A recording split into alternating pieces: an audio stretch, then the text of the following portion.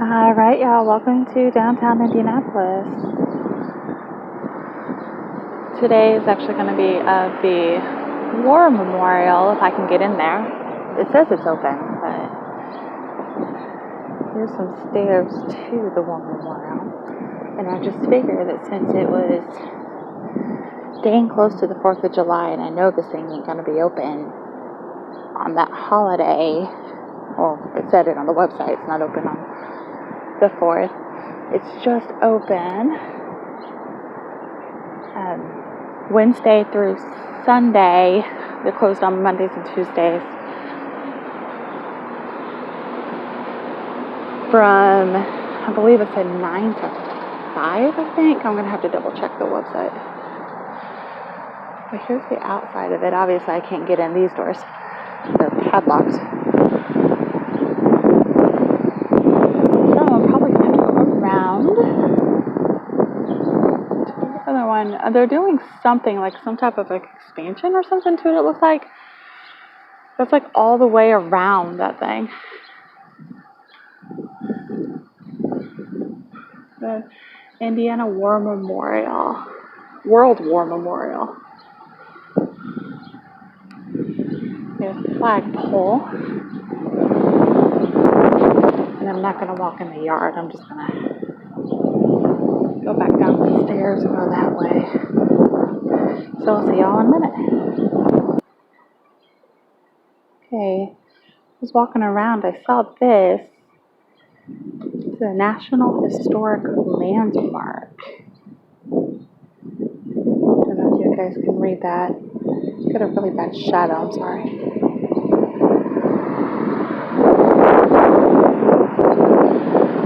Exterior highlights. All the exterior entries of the memorial are bronze. The monumental shrine doors at the promenade level are sculpted cast bronze. Wow, weighing over 5,000 pounds.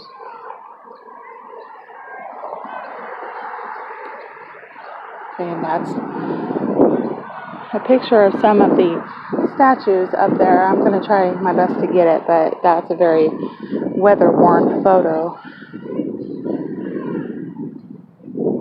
I'm thinking, oh, here you go. You are here.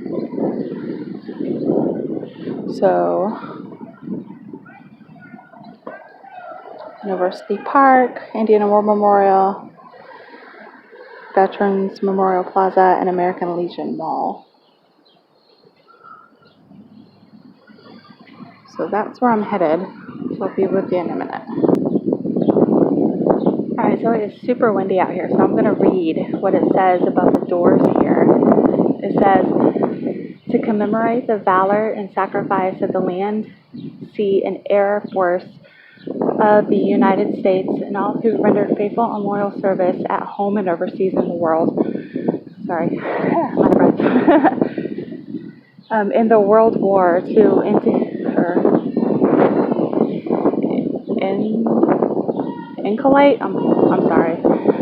to inculcate a true understanding and appreciation of the privileges of the American citizenship, to inspire patriotism and respect for the law, and to the end that peace may prevail, justice be administered, public order maintained, and the liberty perpetuated. Then it has a whole bunch of Roman numerals. I can't read those. All right, let's see if we can get in here. Looks like the doors are open.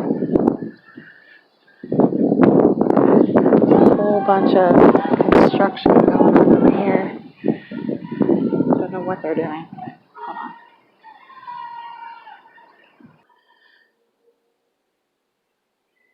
Faith, freedom, courage.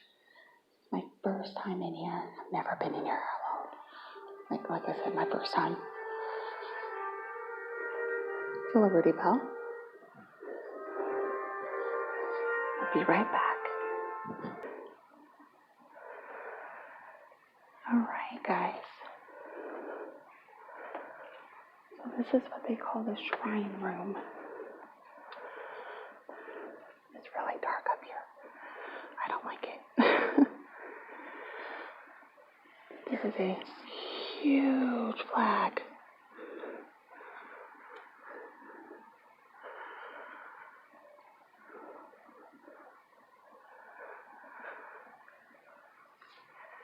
And that says, within this shrine, there lives a spirit of brotherhood binding with people of the United States, with the nations of the world. It's huge.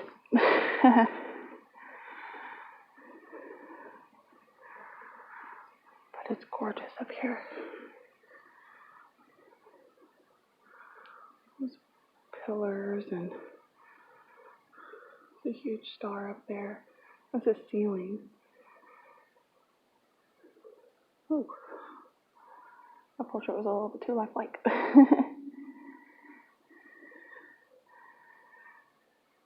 There is a lot of stairs in this place.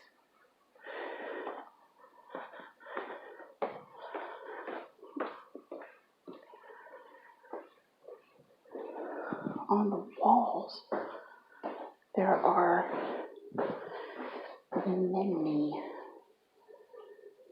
names of veterans.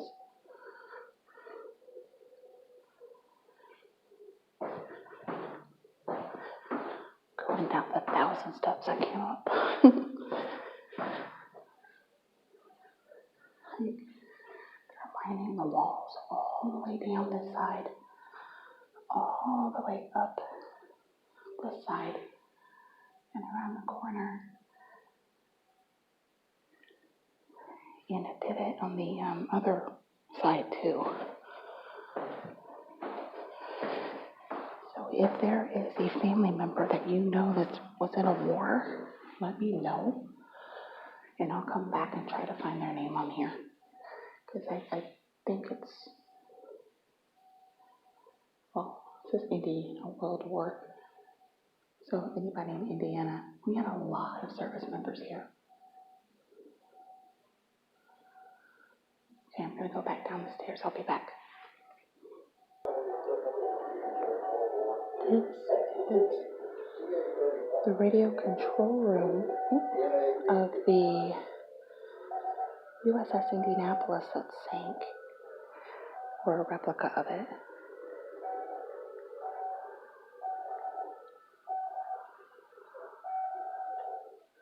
That's so cool. Do not touch the switch.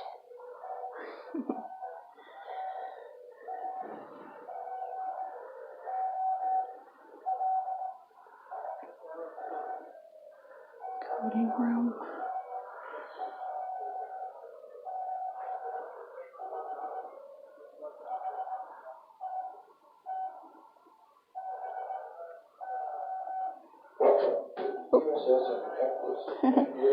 I'm a little jumpy today.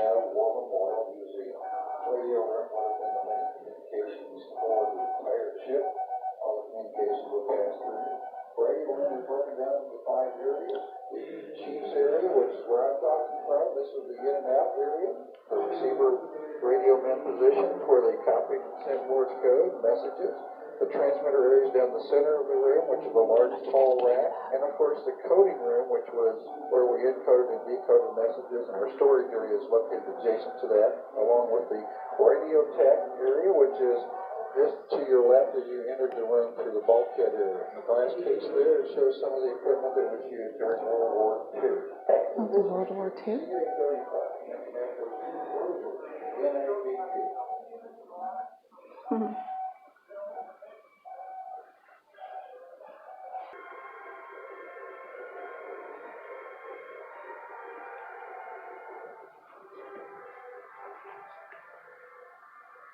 Maybe some of my military friends can help me out here. What kind of hall is this?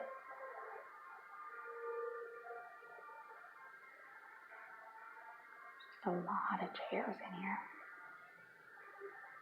A lot of chairs.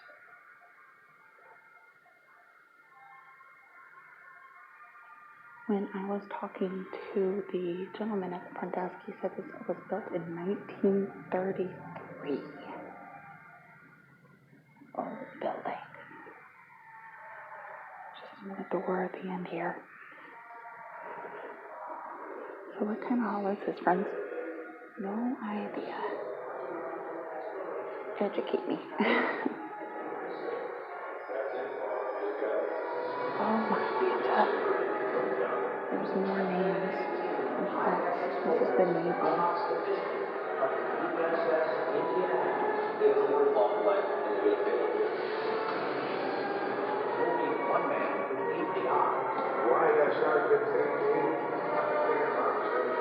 Let's go downstairs, but I'm not going to go downstairs.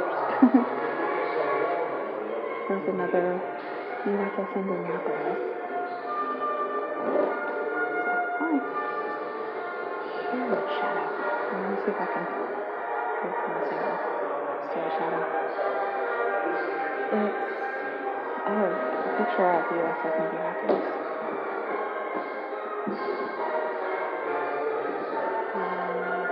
A very long column.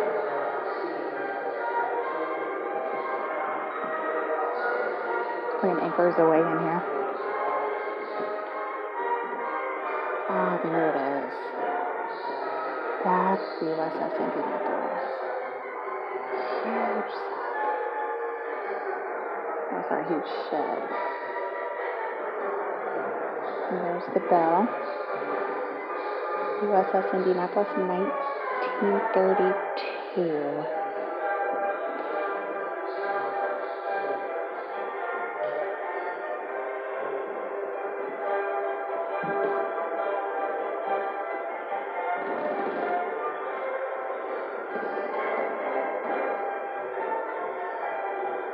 Still at sea.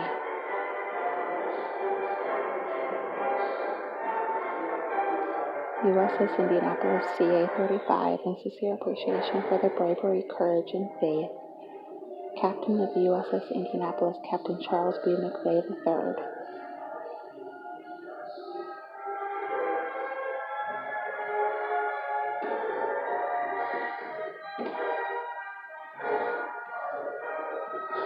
Let's see what these are.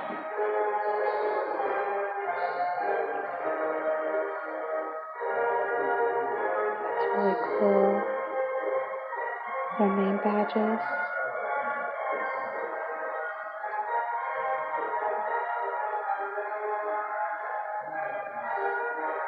I'm trying to figure out what this letter is.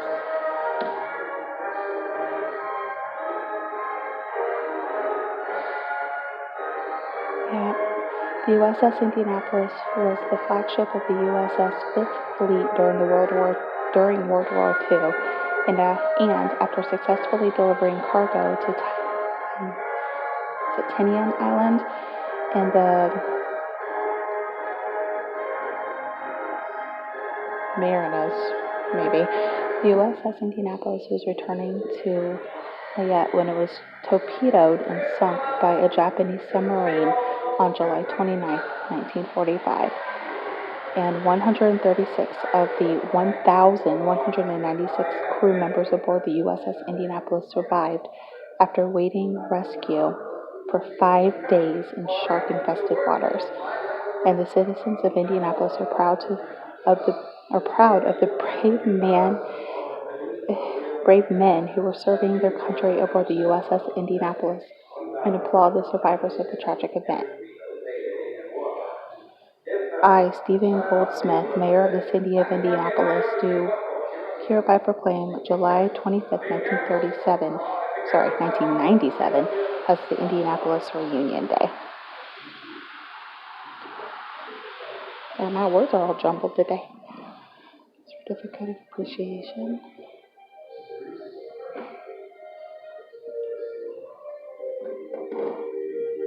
This is really cool. I can't believe I hadn't been here before. I always seem to come when it was closed. Outfits of the crew members.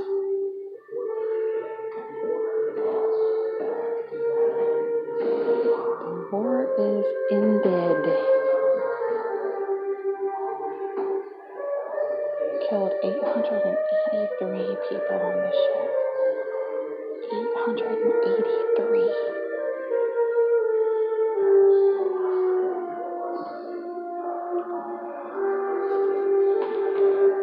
Oh goodness, look at this.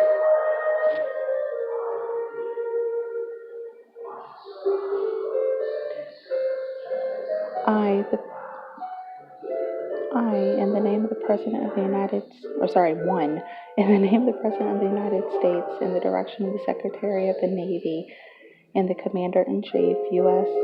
Pacific Fleet, the Purple Heart is awarded by the Medical Officer in Command to Henry Theodore McClellan, Seaman, First Class, United States Naval Reserve.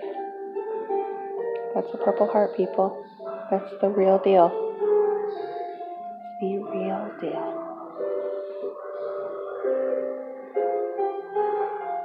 That's a U.S. Navy cap back from the olden days. Alright, it's like one of those old wooden creaky floors in here. See, it's 1933 is a long time ago, so. Another one. Earl P. Pelosi, Butler, second class, dress blue uniform. See if I can get a better angle here.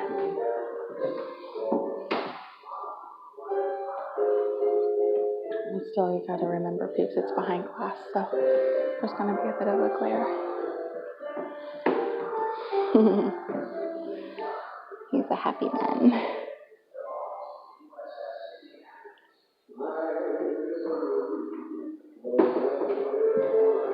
Okay.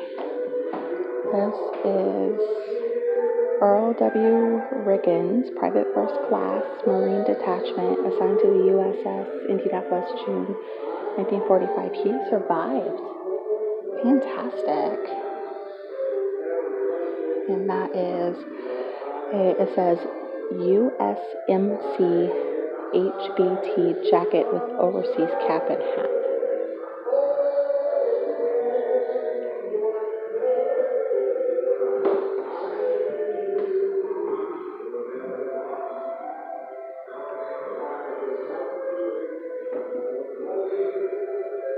I don't know about you guys, but I find all of this history stuff fascinating. Like, all of these people, what they sacrificed so we can live the lives that we lead right now. So long ago, they fought and died for us, and they didn't know us. Even like today in the wars, they don't know us, but they're willing to go out there and put their lives on the line for us. It's awe-inspiring, to say the least. Tiffany Silver Service presented to the USS Indianapolis by the state of Indiana. Tiffany Silver, people. Again, real deal. The fact that they were able to keep it that shiny, and they got it in 1932, and it's 2019 now. Like postcards and newsletters and stuff from the day. That is really cool. Alright. Commemorative envelopes is what that says. Pennant from the U.S. Navy Fleet Maneuvers Hawaii, 1937. Good gravy. More Tiffany over here. More Tiffany. They've come a long way, baby. Alright, on to the next one. Okay, so this one hits a little too close to home since I was alive during the 9/11 attacks. This is a memorial to 9/11.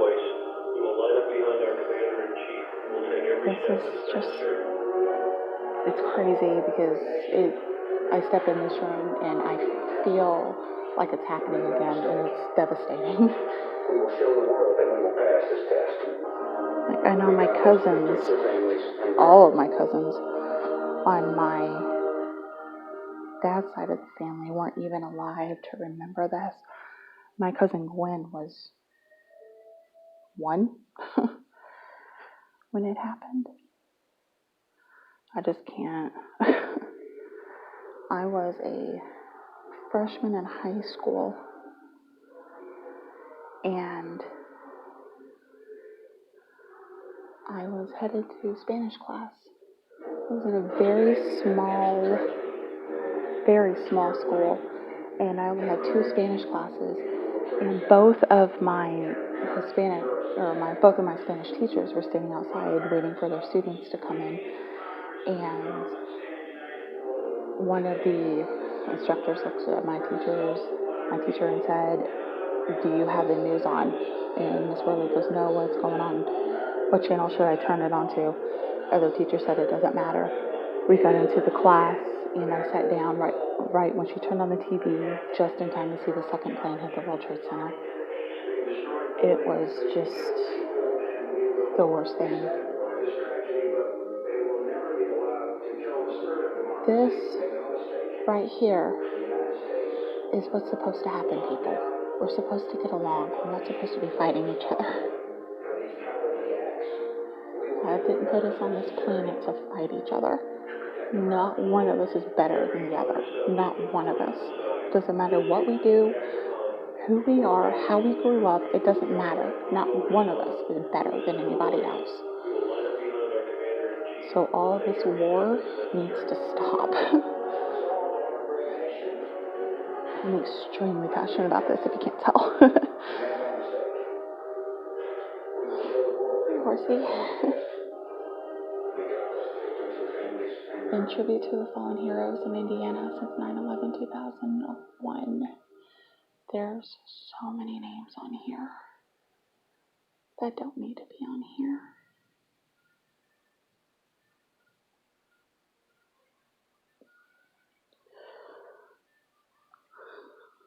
Little dugout foxhole area. It's really cool. Oh my gosh.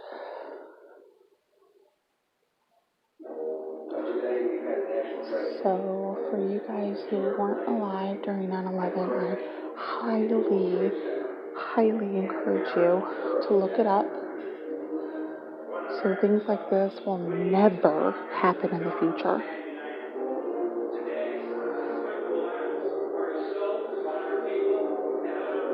On May 18, 2004, at approximately 1:40 p.m., over Oaktown, Indiana, 2 F-16s from the 181st Fighter Wing were involved in a mid-air accident while on a training mission in the Red Hill Military Operation Area.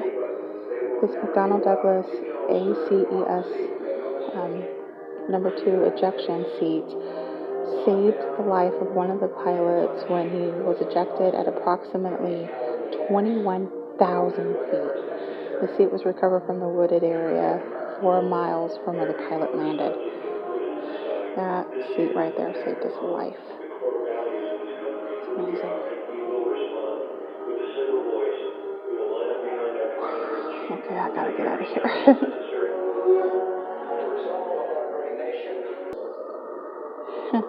Dad, this one's for you. Here's a Hummer. Or a Humvee, I'm sorry. It's a Humvee.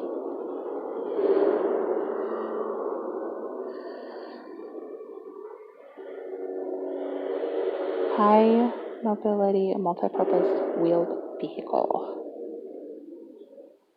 15 feet long, 7.08 feet wide, 6 feet high, 5,200 pounds.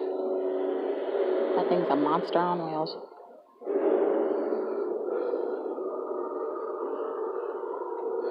And this bad boy is humongous. Oh, but before I show you that, there's an alien. Gas mask. See if I can zoom in. It's a gas mask.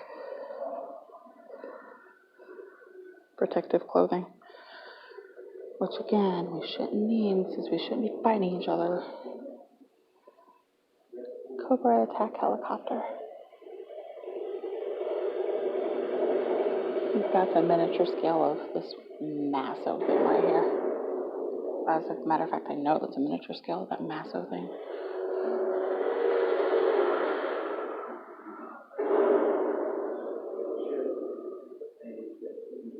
Ooh, look at the size of that thing. Don't want to mess with that shark. Look at the size of that cockpit. That's tiny. You have to be in shape to fit in there. I might fit, but I'd be squeezed.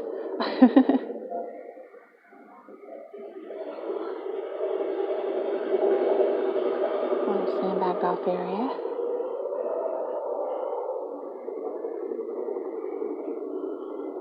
Vietnam. This is a tribute to Vietnam and Korea. MASH, people, MASH. One of my favorite shows.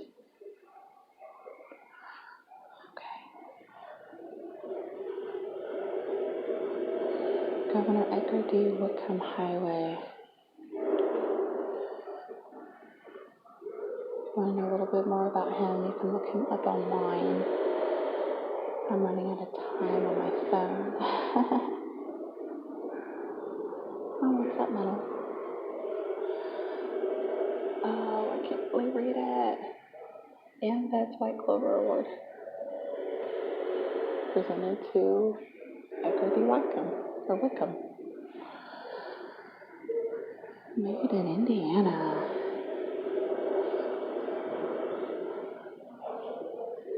Okay, I'm going to do this one, and then I'm going to... It's another USS Indianapolis. There's got a lot of them in here. Wow, look at these things. I don't know if these are actually part of the ship or turbofan aircraft engine. How would you like to work on that one, Daddy? Allison MD-D7 transmission.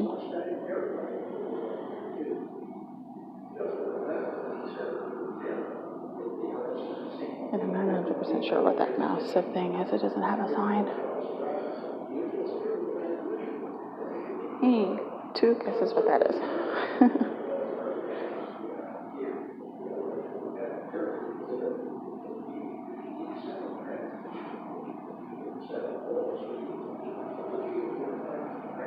In honor and memory of those Indianapolis Works employees who gave their lives during World War II while serving in defense of our country.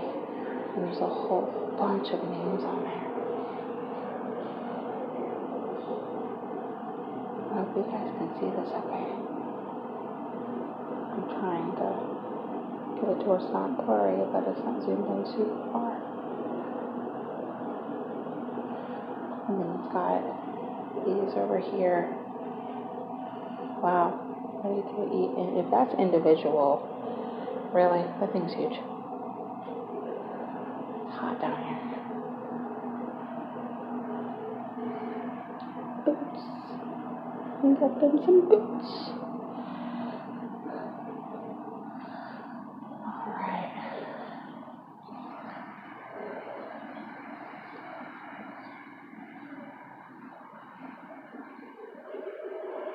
I'll move in this area because it's just too dang hot. Oh, they got a... Sorry for making all busy. They got a thing of Richard Luker here. He recently passed away. Not very long ago. I think it was earlier this year.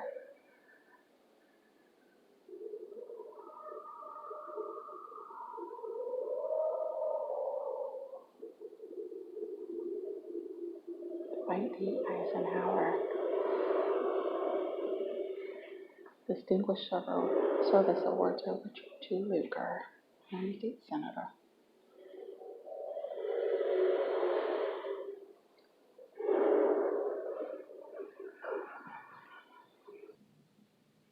And one last thing before I leave. This auditorium, I was told, was made and maintained in 1933. They said they haven't changed a bit of it. We just upkept it.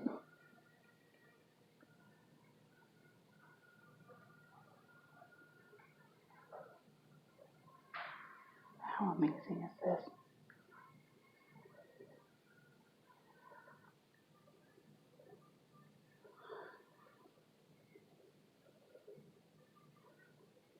Don't know who that is.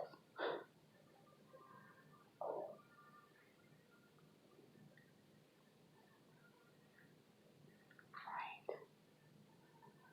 I have other people in here with me.